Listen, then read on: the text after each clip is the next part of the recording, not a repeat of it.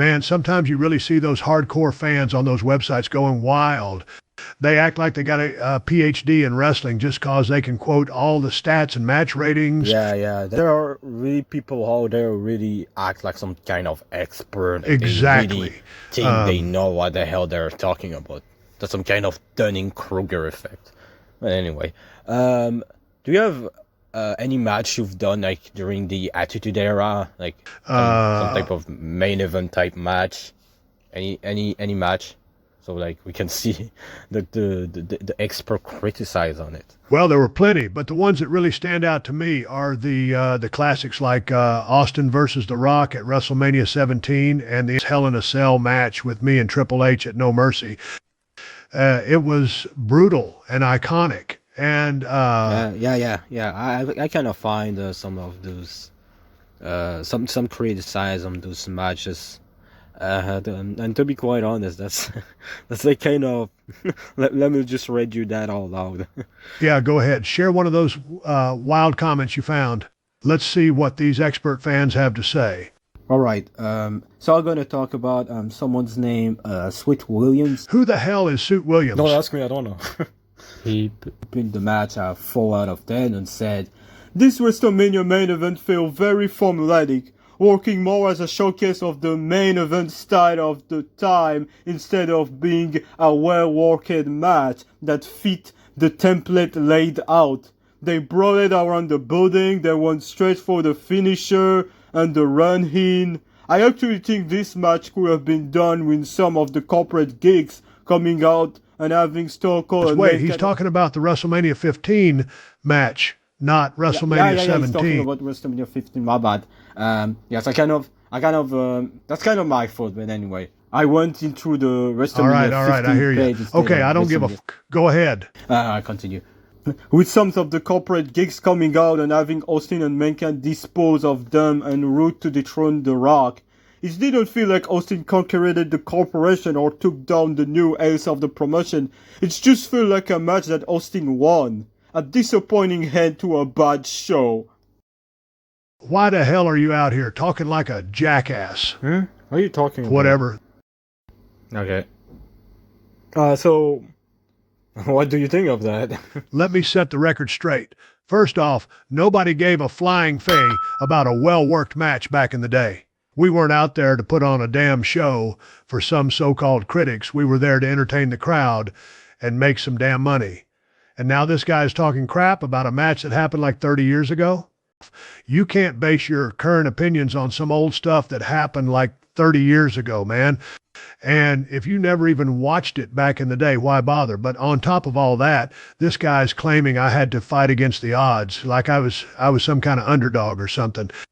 It's just plain ridiculous.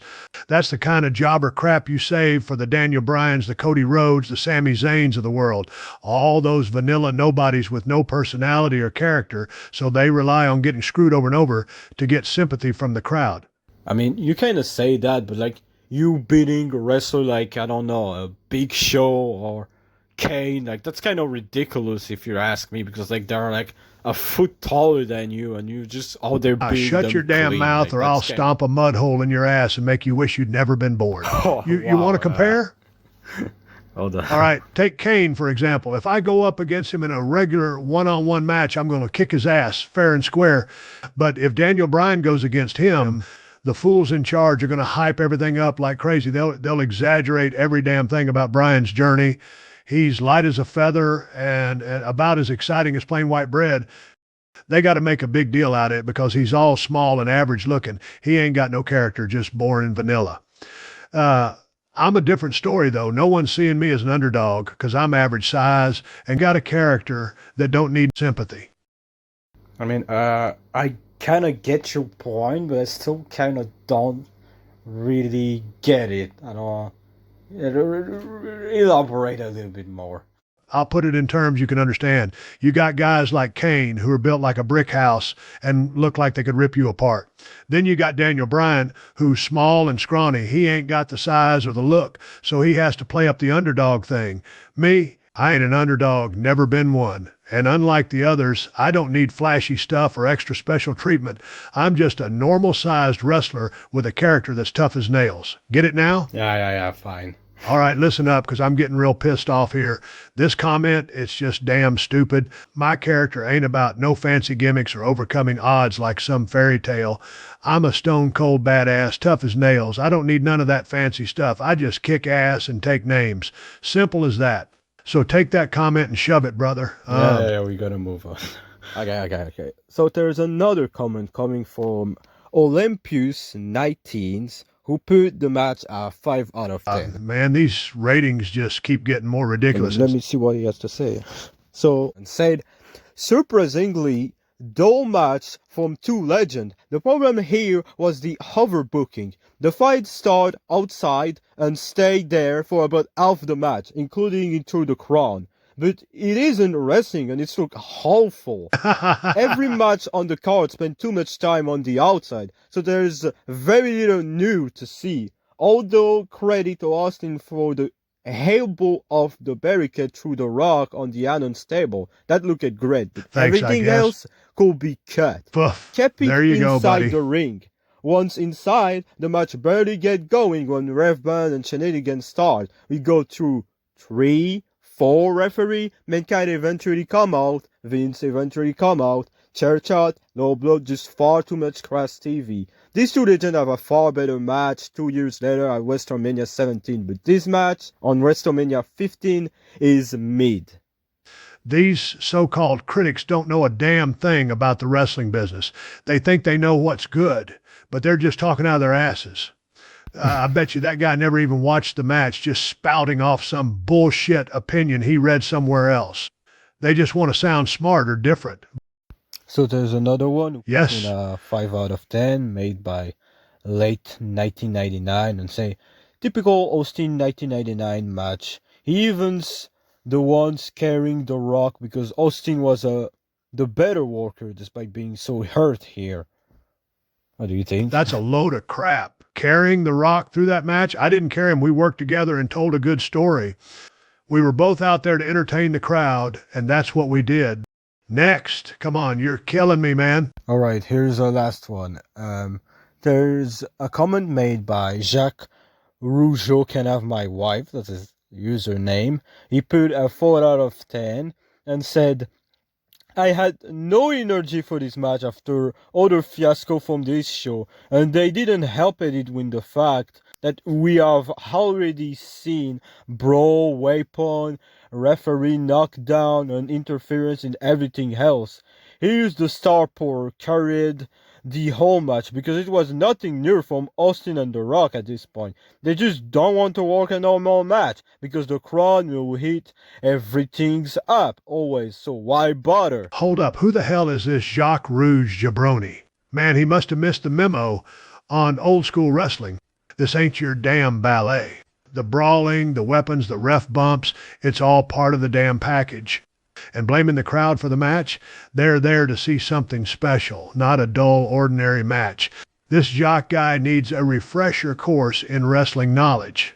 That critic sounds like a clueless hack, buddy. He's trying to sound smart by bashing a match he didn't even watch back in the day. He probably just read some reviews or watched a highlights reel, but that's not the same as living it live. He's just trying to look cool by dissing a classic, but we all know he's a poser. I mean, that's definitely someone who based like his opinion from what he see in wrestling currently, and that's an inaccurate opinion because like times change and like there's a different perception of what's normal and what's not. Like different style, different time, different society. Man, wrestling fans these days are sensitive as hell. Back in the 90s, we were cut from a different cloth. We weren't afraid of being edgy and pushing boundaries. Nowadays, everyone's so damn sensitive, offended by every little thing. And the internet, it's filled with neckbeards and smarks, thinking they know it all, nitpicking every damn promo and match like they're some expert. I'll tell you, today's wrestling scene is full of wusses. They're soft. Damn. I mean, come on. Yeah. Someone has to say things like they are at this point. I mean, I'm not saying you're wrong. I'm just like preventing you that you can get canceled in the type of society we are in right now. Like, you can get canceled with pretty much anything at this point right now. Like, you can even get canceled for stuff that you could have done like 25 years ago. So, review your word before you talk. Just saying. That's also why I tell you to not curse. In your random ass channel with like 6 subscribers? Wait. We gotta change subject. That's better to do that. Let's just go through Wrestlemania 17 as I talked about that earlier in the video. So yes, this time I'm not gonna miss the page. I'm rightly clicking on Wrestlemania 17. You can even see that by yourself. Even that, I mean, you cannot see that on the video, but yes, that's Wrestlemania 17. All right, so there's a comment first of all from someone named Nothing Field Inside. I don't know how you say it. He put a 6 out of 10. Oh, the comment's kind of long, so I will go a little bit quicker. Sorry for mispronunciation, because like I'm not really good in English, my bad. So I don't understand the love for this match. Yes, it's the main event of one of the best WrestleMania, but as a match, it's far from a 10. I found it plodding and pretty lackluster. Yes, they brought in the crowd, so did 2 other matches earlier in the night, and yeah, they both get color. Yes, it's 2 of the biggest stars of all time. Yes, Jero and Paul Heyman on the call are great. Yes, the crowd is huge and out for it. Yes, it's the apex of the Attitude Era. It's not a great match. These guys get all the mileage they can go out of brawling, but it series a lot of punches stomp, and honestly, these 2 don't have the best working punch. The finish is disappointing and overbooked as well. People really should not be kicking out of church shot over the head and finisher after finisher. It's get an extra point for historic cine fans, and it's iconic statue, but man, it's really not a great match. Best WrestleMania match of all time? It's not even close for being the best match of the show. Well, ain't that a load of bull? This Nottingham fellow wants to knock on my main event match with The Rock at WrestleMania, saying it's overhyped and lacking in terms of in-ring work. What a load of baloney. It's not all about flashy moves and high spots. This match had heart. It had drama. Wrestling isn't always about doing something new and flashy. Sometimes it's about sticking to what works and giving the crowd what they came for. So this guy can talk all he wants about spots and action, but let's be honest, the match wasn't meant to be some sort of groundbreaking, revolutionary masterpiece. It was a good old-fashioned battle between 2 icons. It was the culmination of years of build-up between The Rock and myself. The crowd was on fire, and the stakes were sky high. So another irrelevant and clueless opinion. Next. God damn it. Alright, okay, so there's another comment coming from Joao Copel, if I say it right. He put a 7 out of 10 to the match and say, it was a match that fell short of what it could have been. They were fighting from the beginning to almost the end of the match. The cycle of some punch and some kicks were repeated throughout the match. The handshake between Austin and McMahon, who have been dealing with each other throughout the Attitude Era, is a great moment, but it's not enough to save the match. So why do you... This Joa Capel fella thinks the match was a little repetitive. Well, let me tell you something, brother. Sometimes less is more in wrestling. The Rock and I didn't need flashy moves or 1,000 near falls to connect with the crowd. That back and forth between me and Vince was the real story, not the match itself. And if he thinks those moments can't save the match, well, he's just missing the point. Yeah, and also he was also complaining about the number of kick out and all that.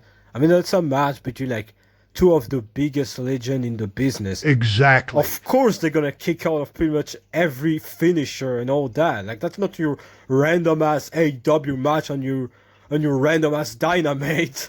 Like, that's something that happened in the Attitude Era. Like, that's not something that you see every week on every Raw and all that. That was something that happened in like 2001. So like that was different back then. That was like something common. Like, that's basically an opinion for someone who watch wrestling currently and like see all those random ass AEW match and like saw all those kick out from like random mid-carder and like base his opinion on a match between two of the biggest legends and say, yes, no, they kick out too much. And Ah, basically right. that. AEW. Listen, let's just skip that topic, all right? The last time we talked about it, I practically puked. Can we just move on? I mean, I don't know. Maybe because you drink too much beer. Hey, no need to bring my love for a cold one into this, brother. I'll have, I can drink with the best of them.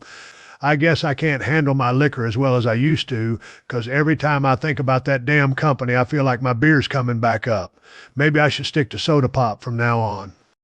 So, yeah. There's another comment from someone from Germany. I actually had to translate that. Named Max. He put a 2 out of 10 and said, yep, that might shock some people, but I can describe the match in just one word: boring. All the real good spots and action were basically just a mild infusion of all the encounter that had taken place before between the two of them. Nothing new, nothing revolutionary, the whole thing's dragged like a 17-year-old chewing gum. Things only got excited at the end when Vinnie Mac came, caused such confusion and then forced an audience with Austin, who then literally dismembered The Rock in the chair. Unfortunately, it wasn't enough, and it was the only thing really worth mentioning. I could have preferred Austin against Kurt Angle. Well, that fella Matt from Germany sure has an opinion. Boring match, eh? Well, let me tell you, buddy, it's the same old story with some people. They act like they're so damn smart just because they have an opinion that's different from everyone else. They think they're cool, but in reality, they're just coming off as major dorks. Like, why the heck should I have faced Kurt Angle instead? That doesn't even make sense. That feud was with The Rock, not Kurt Angle. And don't give me some bullshit reason about some damn star rating. Damn, can we just stop this crap already? I'm about to freaking blah all over the damn place. I will actually give my opinion. Fine. Your WrestleMania match at WrestleMania 17 against The Rock, in my opinion, was definitely one of the greatest match in WrestleMania history. I'm not saying that's the greatest match because of one thing, and that one thing is the heel turn at the end. I think there's a lot of people who didn't really like it, the fact that you like shook hand with Vince, because like that's like contradicted your character, and also that heel turn you had didn't really lead to anything like special. Yes, that's like kind of a missed opportunity, because like you could have like stunned Vince, and like that heel turn, like it's just feel out of place in my opinion. But you know what? It was all part of the story. I had to switch it up to keep things interesting. The Attitude Era was all about entertaining the fans, and sometimes that means stirring things up a bit. And we wanted to give the fans a big twist. It seemed like a good idea at the time, but I can see how it left a bit of a sour taste. And, Vince wanted a big moment, but it ended up feeling forced. And it felt like it didn't quite deliver on what the Attitude Era was all about. Maybe we needed that change, maybe not. Wrestling's about more than just flashy moments. It's about telling a damn good story. In hindsight, it's easy to see what could have been, but at the end of the day, that heel turn made for a damn iconic moment.